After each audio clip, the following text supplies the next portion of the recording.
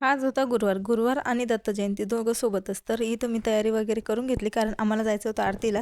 तसं तर आम्ही प्रत्येक गुरुवारी जात असतो, पण आज दत्त जयंतीमुळं खूप गर्दी असणार होती, त्यामुळे गेलो आरतीमध्ये. आणि इथे येऊन बघितलं तर बघा, ही एवढी गर्दी होती मंदिरामध्ये, खूप जास्त गर्दी होती. आरती वगैरे झाली होती आमची करून, आणि आता इथं महाप्रसादासाठी एवढी गर्दी झालेली होती. महाप्रसाद वगैरे घेतला, आणि बघा पिल्लूचं काय चालू असतं. जिथं जाईन तिथं चांदूमामा दिसत होता, तर त्या चांदूमामाला बघत होती ती.